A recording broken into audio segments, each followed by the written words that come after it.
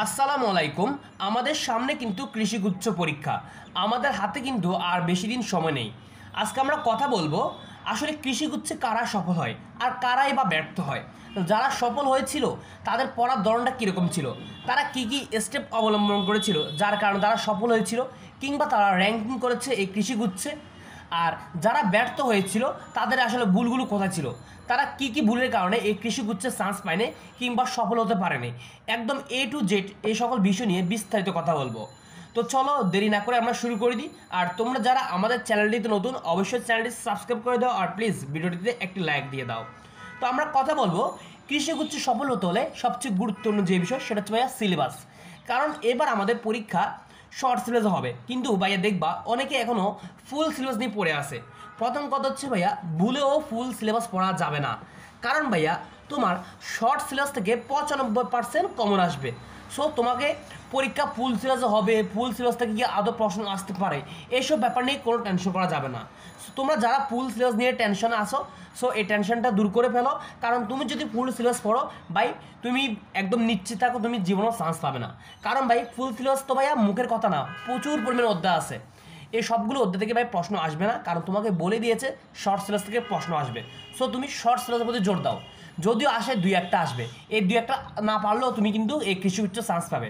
So আশা করি সিলেবাসের বিষয়টা ক্লিয়ার। কথা হচ্ছে ভাইয়া কোন বইয়ের কী পড়তে হবে, অর্থাৎ ফিজিক্স। এই ফিজিক্সের কীভাবে পড়তে হবে, ফিজিক্সটা কীভাবে পড়লে আমরা 20-20 পাবো, আমরা সর্বোচ্চ নাম্বার তুলতে পারবো, একদম A to Z রসায়ন, পদার্থবিজ্ঞান, জীববিজ্ঞান, আমি প্রত্যেকটা বিষয় নিয়ে কথা বলবো। তোমাকে জাস্ট একটু ধৈর্য সহকারে শুনতে হবে। ইনশাল্লাহ তুমি কৃষিগুচ্ছে চান্স পাবে এবং তুমি একদম র্যাঙ্কিং করবে। দেখো প্রথমে কথা বলবো রসায়ন। দেখো তুমি যদি কৃষিগুচ্ছ চান্স পেতে চাও, একটা ভালো কৃষি বিশ্ববিদ্যালয়ে পড়তে চাও, অবশ্যই তোমাকে যে দুইটা বিষয়ের প্রতি গুরুত্ব দিতে হবে সেটা হচ্ছে ভাইয়া তোমার রসায়ন এবং পদার্থবিজ্ঞান। কারণ রসায়ন পদার্থবিজ্ঞান আমরা সবাই কম বেশি পারি, রসায়ন পদার্থবিজ্ঞান আমরা সবাই দক্ষ। আমাদের আসলে এই কৃষিগুচ্ছে যারা চান্স পাবে না কিংবা যারা চান্স পাবে তাদের মধ্যে পার্থক্য করে দেবে কোন বিষয়গুলো, তাদের মধ্যে পার্থক্য করবে এই জীববিজ্ঞান আবার ম্যাথ। এই দুইটা বিষয় আমাদেরকে পার্থক্য করে দিবে। কারণ দেখবা অনেকে জীববিজ্ঞানের কারণে চান্স পাবে না, আবার অনেকে ম্যাথের কারণে চান্স পাবে না। সো কিন্তু তোমাকে যে বিষয়টা একদম ফোকাসে রাখতে হবে, মেন টার্গেটে রাখতে হবে, সেটা হচ্ছে তোমার রসায়ন এবং পদার্থবিজ্ঞান। তুমি রসায়ন এখন পুরো বইটা পড়ার দরকার নেই, তুমি অনলি শর্ট সিলেবাসের বইয়ের যে MCQ আছে এই MCQগুলো একদম ব্যাখ্যা সহ দূরে দূরে সলভ করো। তোমরা হাজারিন আগের বইয়ে দেখবা প্রত্যেকটা অধ্যায়ের পিছনে বেশ কিছু MCQ আছে। তোমরা এই MCQগুলো দৌড়ে দৌড়ে ধীরে সুস্থে সলভ করো। ইনশাল্লাহ তুমি যদি সলভ করতে পারো, তুমি এখান থেকে 35-40% কম পাবে। দেন তুমি বিগত বছর প্রশ্ন পড়ো, বিগত বছর প্রশ্নগুলো তোমরা অ্যানালাইসিস করে পড়বে যে কোন টপিকতে প্রশ্ন বারবার আসে, সেগুলো বেছে বেছে একদম পড়বে। আর ইনশাল্লাহ আমরা কিন্তু প্রত্যেকটা বিষয়ের সাজেশন দিয়ে দিচ্ছি। আমরা অলরেডি ফিজিক্সের সাজেশন আপলোড করছি, ইনশাল্লাহ আমরা দেন রসায়ন, জীববিজ্ঞান প্রত্যেকটা বিষয়ের সাজেশন আপলোড করব। তুমি যদি এভাবে বইয়ের MCQ এবং বিগত বছরের প্রশ্ন সলভ করতে পারো, ইনশাল্লাহ আমি কথা দিচ্ছি ভাইয়া তুমি রসায়নে একদম নিশ্চিত 20-20 পাবে। 20-20 পাওয়া তোমার জন্য কোনো ব্যাপার না। এরপর হচ্ছে ভাইয়া পদার্থবিজ্ঞান। দেখো পদার্থবিজ্ঞানে কিছু ট্রিক্স রয়েছে, যদি তুমি এই ট্রিক্সগুলো অবলম্বন করতে পারো ইনশাল্লাহ তুমি পদার্থবিজ্ঞানে সবচেয়ে ভালো করবে। আর মনে রাখবে কৃষিগুচ্ছে পদার্থবিজ্ঞানে এত কঠিন প্রশ্ন হয় না, যদিও একটু ম্যাথমেটিক্যাল টার্ম বেশি আসে, তবে এত আহামরি কঠিন হয় না। তোমাকে কী কী করতে হবে, তোমাকে প্রথমত ভাইয়া বইয়ের পিছনে দেখবা ইসাক স্যারের প্রত্যেকটা অধ্যায়ের পিছনে তোমার সারসংক্ষেপ দেওয়া আছে। তোমার যে শর্ট সিলেবাসের যে অধ্যায়গুলো আছে এই প্রত্যেকটা অধ্যায়ে তুমি সারসংক্ষেপটা ভালো করে পড়বে, কারণ সারসংক্ষেপ থেকে তোমার মিনিমাম 20% মতো প্রশ্ন আসবে। সো তোমাকে সারসংক্ষেপটা ভালো করে পড়তে হবে ভাইয়া। দেন তুমি বইয়ের MCQ অবশ্যই সলভ করবে। তুমি যদি সারসংক্ষেপ আর বইয়ের MCQ সলভ করতে পারো, মনে রাখো তোমার এই দুইটা স্টেপ থেকে তোমার মিনিমাম 50% প্রশ্ন কমন আসবে। আর বাকি যে 50% সেগুলো কমন পাওয়ার জন্য তোমাকে অবশ্যই বিগত বছরের প্রশ্নগুলো টাইপ ওয়াইজ সলভ করতে হবে। দেখবা দেন তুমি একদম 100% কমন পাবে। তুমি সারসংক্ষেপ আর বইয়ের MCQ থেকে 50% আর বিগত বছরের প্রশ্ন থেকে 50%, টোটালে 100% তুমি এভাবে কম পাবে। তোমার ফিজিক্স নিয়ে কোনো টেনশন করতে হবে না। দেখো আর মনে রাখবে তোমার ফিজিক্সের থিওরি থেকে একটু কম প্রশ্ন আসে, যদি থিওরি থেকে প্রশ্ন করে তাহলে তোমার সারসংক্ষেপ পড়লে কভার হয়ে যাবে। সো তোমার থিওরি থেকে আসলেও তোমার এত টেনশন করতে হবে না। ভাইয়া তোমাকে কথা দিচ্ছি, তুমি যদি বাইরে এই স্টেপগুলো ফলো করো ইনশাল্লাহ তুমি ভালো একটা কৃষি বিশ্ববিদ্যালয়ে পড়তে পারবে, নিজের জীবনটা উন্নত করতে পারবে, নিজের মা বাবার মুখে একটা হাসি ফুটাতে পারবে। দেখো ভাইয়া তুমি যদি সেই সময় একটু পরিশ্রম করো, তোমার মা বাবা কিন্তু খুবই খুশি হবে, কারণ তুমি যখন সাকসেস হবে তখন তাদের চেয়ে খুশি কেউ হবে না পৃথিবীতে। সো তোমাকে তাদের মুখে হাসি ফোটানোর জন্য হলেও এই শেষ মুহূর্তে একটু পড়তে হবে। আসলে ক্লিয়ার, তুমি রসায়ন আর পদার্থবিজ্ঞান এভাবে পড়ো, এভাবে পড়লে ইনশাল্লাহ তোমার রসায়ন পদার্থবিজ্ঞানে কোনো টেনশন করতে হবে না। তুমি মিনিমাম রসায়ন এবং পদার্থবিজ্ঞানে 40-এর মধ্যে 35+ পাবে। এখন আমরা কথা বলবো জীববিজ্ঞান। যারা ইঞ্জিনিয়ারিং প্রিপারেশন নিয়েছিল তারা জীববিজ্ঞান নিয়ে খুবই টেনশন আছো। আমি ইউটিউবে প্রচুর কমেন্ট পাই, ভাইয়া জীববিজ্ঞানটা কীভাবে পড়া উচিত, জীববিজ্ঞান নিয়ে প্রচুর টেনশনে ভুগতেছি। দেখো, টেনশন করার কোনো দরকার নেই। তুমি ভাইয়া অনলি শর্ট সিলেবাসে বেশি অধ্যায় নেই, মাত্র 5-6টা করে অধ্যায় আছে। তুমি এই প্রত্যেকটা অধ্যায়ের বইয়ের রিডিংটা ভালো করে পড়ো। এখন কোন টপিকগুলোর প্রতি বেশি জোর দিতে হবে সেগুলো নিয়ে আমি অলরেডি কাজ করতেছি। ইনশাল্লাহ 2-1 দিনের মধ্যে এই জীববিজ্ঞানের ভিডিওগুলো আমি আপলোড করে দিব, তোমরা এগুলো দেখে নিও। এখন তোমরা আপাতত বই রিডিংটা একটু পড়ো, যখন আমরা সাজেশন দিব ওই সাজেশন দেখে ওই টপিকগুলো বারবার পড়বে। আর মনে রাখবে, জীববিজ্ঞানের বিগত বছর প্রশ্নগুলো না পড়লেও চলবে। যদি টাইম পাও তাহলে অবশ্যই পড়বা, আর না পড়লেও চলবে, কারণ তোমার মেন ফোকাস রাখতে হবে জীববিজ্ঞানে বইয়ের রিডিং পড়া, কারণ এখান থেকে কোশ্চেন আসবে। আর জীববিজ্ঞান বাইরে থেকে কোশ্চেন আসে না, তুমি অনলি আবুল হাসান আর গাজী আজমলের বইটা ফলো করলে এনাফ। এরপর আমরা কথা বলবো ভাইয়া আমাদের ম্যাথ নিয়ে। ভাইয়া ম্যাথ নিয়ে যারা মেডিকেল প্রিপারেশন নিয়েছো তাদের কাছে ভাই ম্যাথ একটা আতঙ্কের নাম। তারা ম্যাথ নিয়ে প্রচুর ভয় পাও। ভাইয়া মনে রাখবে, তুমি প্রথমত বইয়ের ম্যাথগুলো করা বাদ দাও। যারা এতদিন ধরে বইয়ের ম্যাথগুলো করতেছো, তোমরা চেষ্টা করতেছো বইয়ের প্রত্যেকটা অধ্যায় কমপ্লিট করা, কোনো দরকার নেই। তোমরা প্রথমত বইয়ের ম্যাথ করা বাদ দাও। তোমরা অনলি বিগত বছর প্রশ্ন টাইপস ধরে ধরে সলভ করো। তোমরা যদি এই কাজটা করতে পারো, আমি কথা দিচ্ছি, তুমি কৃষি গুচ্ছেতে মিনিমাম ভাইয়া 80% প্রশ্ন কম পাবে গণিতে। তোমার গণিত নিয়ে কোনো টেনশন করতে হবে না। তুমি গণিতে যদি শুধুমাত্র বিগত 5 থেকে 6 বছর বা 7 বছর প্রশ্ন একদম ব্যাখ্যা সহ অ্যানালাইসিস করে পড়তে পারো, তোমার ম্যাথের মধ্যে 20-এর মধ্যে মিনিমাম তুমি 16 বা 17 অবশ্যই পাবে। কারণ ভাইয়া এই কৃষিগুচ্ছের চান্স পাওয়ার এই একটা সুবিধা যে তোমার টাইপ ওয়াইজ মানে ম্যাথ করলে তোমার সেখান থেকে কম পড়ে। এটা কিন্তু অন্য কোনো ভার্সিটিতে এরকম সুবিধা পাওয়া যায় না। সুবর্ণ একটা সুযোগ, শেষ মুহূর্তের একটা সুযোগ। যদি তুমি সেকেন্ড টার্ম পরীক্ষা না দিতে চাও তাহলে তোমার জন্য এটাই শেষ সুযোগ। সো তুমি এই সুযোগটাকে কাজে লাগাও। আর যারা সেকেন্ড টার্ম অলরেডি, তারা এই সুযোগটাকে অবশ্যই কাজে লাগাও। ভাইয়া অলরেডি অনেক মানুষ অ্যাপ্লাই করেছে, প্রায় তোমার 60,000-এর উপর মানুষ অ্যাপ্লাই করেছে কৃষিগুচ্ছে।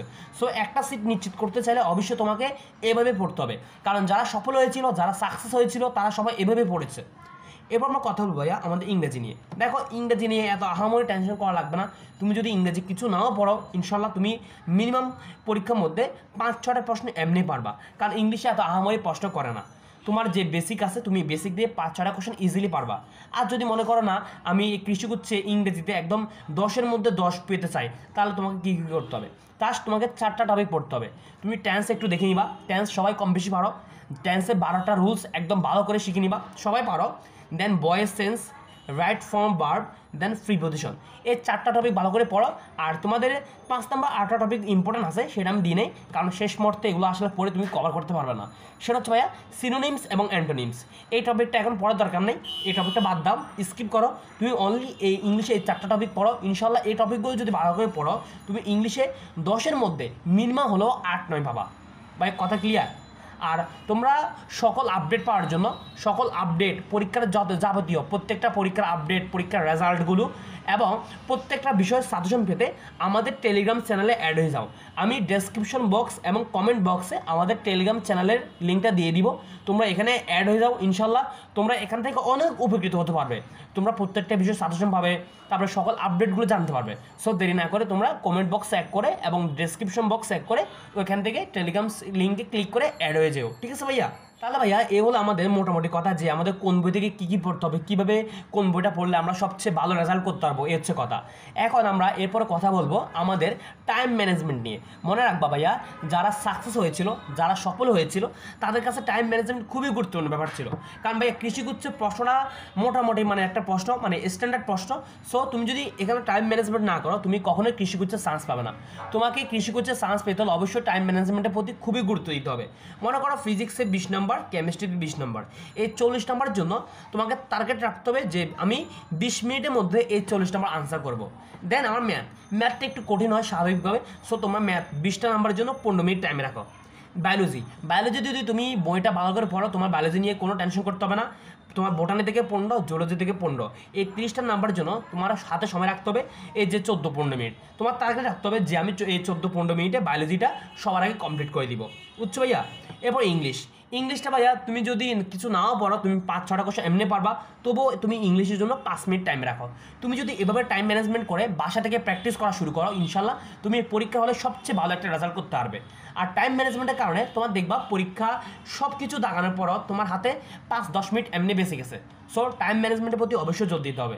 আর তোমরা কৃষি কুচিয়ে চেষ্টা করবা তোমার এই ফিজিক্স কেমিস্ট্রি এগুলো মানে সবার আগে আনসার করার জন্য, কারণ এগুলোতে নাম্বার ওঠার সম্ভাবনা খুবই বেশি, আর এগুলো সবাই পারো, আসলে ক্লিয়ার। তুমি যদি এভাবে টাইম ম্যানেজমেন্ট করো, ইনশাল্লাহ তোমার সায়েন্স পাওয়া থেকে তোমাকে কেউ আটকাতে পারবে না।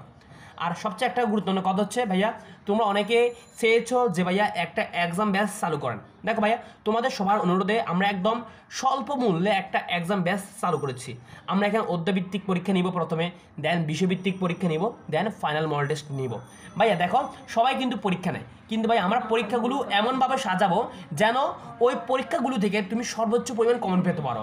যে প্রশ্নগুলো পরীক্ষা আসার সম্ভাবনা সবচেয়ে বেশি, সেরকম বাছাইকৃত প্রশ্ন দিয়ে আমরা পরীক্ষা নিব। আমরা মিনিমাম তোমার 25টারও বেশি পরীক্ষা নেওয়ার সিদ্ধান্ত নিয়েছি। আর আমাদের এই এক্সাম কোর্সটা চালু হবে তোমার এই মাসের 20 তারিখ থেকে।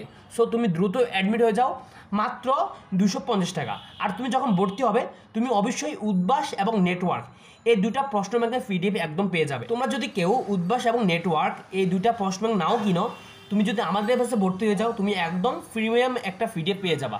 তোমার বই কেনা লাগবে না, তুমি জাস্ট আমাদের কাছে ভর্তি হও, তুমি এখান থেকে পিডিএফ পেয়ে যাবা।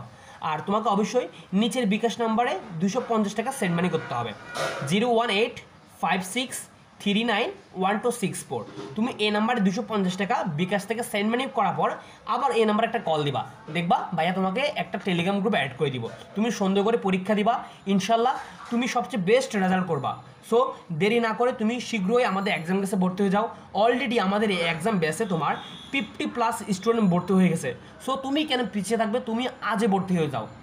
তাহলে এই হচ্ছে কথা, তোমরা এক্সাম ব্যাচে যত দ্রুত সম্ভব অ্যাডমিট হয়ে যাও, ইনশাল্লাহ সবচেয়ে বেস্ট সার্ভিস পাবে। আর একটা কথা হচ্ছে ভাইয়া সাজেশন নিয়ে।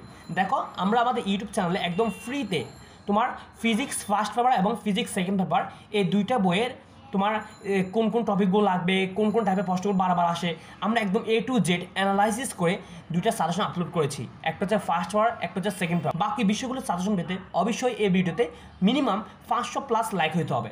যদি 500+ লাইক হয়, ইনশাল্লাহ আমি তোমার আগামীকাল থেকে বাকি বিষয়গুলো সাজেশন আপলোড করে দিব। সো তোমরা যারা ভিডিওটা দেখছো, এখন এই ভিডিওটিতে একটি লাইক দিয়ে দাও। ইনশাল্লাহ ভাই একদম নিজের সর্বোচ্চটাই চেষ্টা করবো যাতে তোমরা একটা কৃষিগুচ্ছে নিজে একটা সিট নিশ্চিত করতে পারো। দেখা হচ্ছে পরবর্তী ভিডিওগুলোতে।